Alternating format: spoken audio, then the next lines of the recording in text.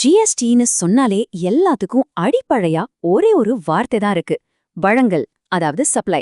கேக்குறதுக்கு இது ரொம்ப சாதாரண வார்த்தை மாதிரி தெரியலாம். ஆனா ஒரு விஷயத்துக்கு வரி உண்டா இல்லையான்னு முடிவு பண்றதே இந்த ஒரு வார்த்தை தான். இந்த மாதிரி விஷயங்களை நம்ம எல்லாருமே நம்ம வாழ்க்கையில பார்த்திருப்போம்.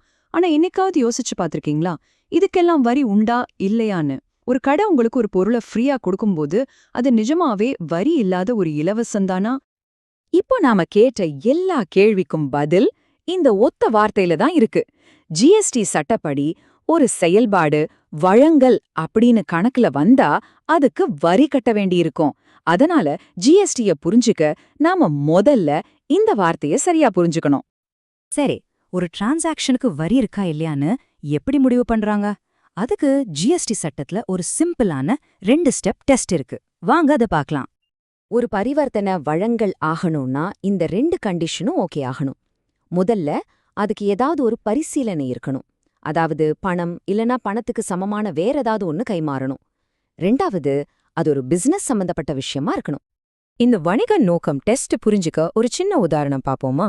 இப்போ ஒரு கடைக்காரர் பேனா விக்கிறார்னா அது அவரோட பிசினஸ். சோ அது ஜிஎஸ்டில ஒரு வழங்கல்.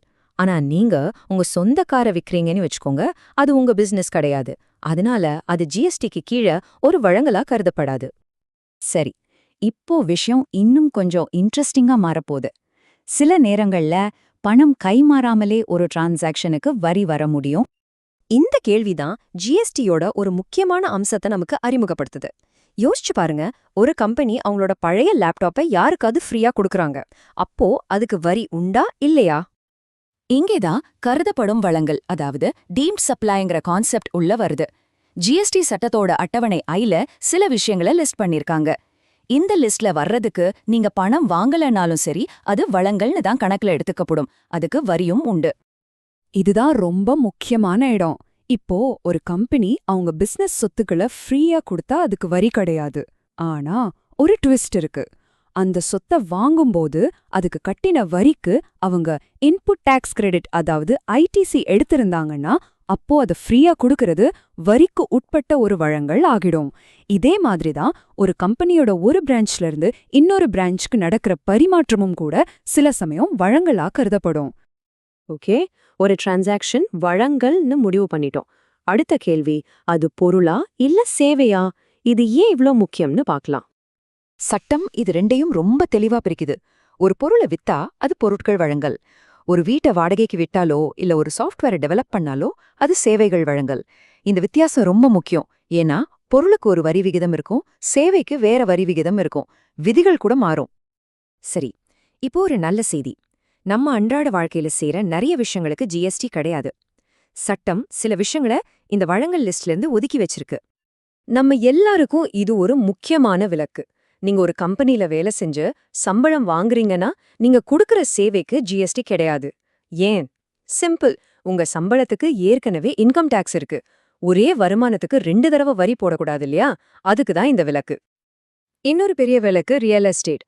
நிலம் விக்கிறதோ இல்ல கட்டி முடிச்ச வீட்டை விக்கிறதோ ஜிஎஸ்டிக்கு கீழே வராது. இது ஏன்னா இதுக்கெல்லாம் ஸ்டாம்ப் டியூட்டி, ரெஜிஸ்ட்ரேஷன் ஃபீஸ்னு மாநில அரசு வரி விதிக்குது. அதனால இது ஜிஎஸ்டில இருந்து விலக்கிட்டாங்க. இது மட்டும் இல்லாம சில அத்தியாவசிய சேவைகளையும் மனசுல வச்சு இறுதிச் சடங்கு, அடக்கம் பண்றது மாதிரியான சேவைகளுக்கும் ஜிஎஸ்டில இருந்து முழு விலக்கு கொடுத்திருக்காங்க. சரி, நாம இப்போ கடைசி பகுதிக்கு வந்தாச்சு. இங்கதான் சட்டம் கொஞ்சம் குழப்பமா நுணுக்கமா இருக்கும். நிஜ வாழ்க்கையில வர்ற சில சிக்கலான சூழ்நிலைகளை பார்க்கலாம். இதை யோசிச்சு பாருங்க. ஒரு கான்ட்ராக்டை நீங்க கேன்சல் பண்றீங்க, இல்ல லோன் இஎம்ஐய லேட்டா கட்டுறீங்க. அதுக்கு ஒரு ஃபைன் போடுறாங்க. அந்த ஃபைன் தொகைக்கு ஜிஎஸ்டி கட்டணுமா? இங்க நாம அந்த பணத்தோட நோக்கத்தை பார்க்கணும். ஒரு கான்ட்ராக்ட மீறினதுக்கு நீங்க கொடுக்கறது ஒரு நஷ்ட ஈடு. அது ஒரு சேதத்தை சரி பண்ணத்தான், ஒரு சேவைய வாங்க இல்ல. அதனால அதுக்கு ஜிஎஸ்டி கிடையாது. ஆனா ஒரு லோனை சீக்கிரமா முடிக்கிறதுக்கு பேங்க் ஒரு கட்டணம் வாங்குதுன்னா அது அந்த சீக்கிரமா முடிக்கிற வசதியை உங்களுக்கு கொடுக்கறதுக்கான ஒரு சர்வீஸ் சார்ஜ். அதனால அது ஒரு வழங்கல் ஆகி அதுக்கு வரி உண்டு. சட்டத்தோட பார்வை என்ன சொல்லுதுன்னா, இந்த மேற்கோள் அதை தெளிவா சொல்லுது. அதுக்கு பேர் ஃபைன் இல்ல பெனால்ட்டின்னு இருந்தாலும் சரி, அதோட தன்மை என்னங்கிறது தான் முக்கியம். அது ஒரு கூடுதல் வசதிக்காகவோ சேவைக்காகவோ வாங்குனாங்கன்னா அது கண்டிப்பா வழங்கறதுக்கான ஒரு பரிசீலனை தான். இப்போ உங்களுக்கு ஜிஎஸ்டியோட அடிநாதமான வழங்கல்ங்கிற வார்த்தையோட அர்த்தம் புரிஞ்சிருக்கும். இனிமே நீங்க ஒரு buy one get one free ஆஃபரை பார்க்கும்போதோ இல்ல ஒரு ஃபைன் கட்டும்போதோ இதுக்கு பின்னால இருக்கிற இந்த ஜிஎஸ்டி தத்துவத்தை பத்தி ஒரு நிமிஷம் யோசிச்சு பாருங்க. வரிகளை பத்தி நீங்க பார்க்குற விதமே நிச்சயம் மாறும்.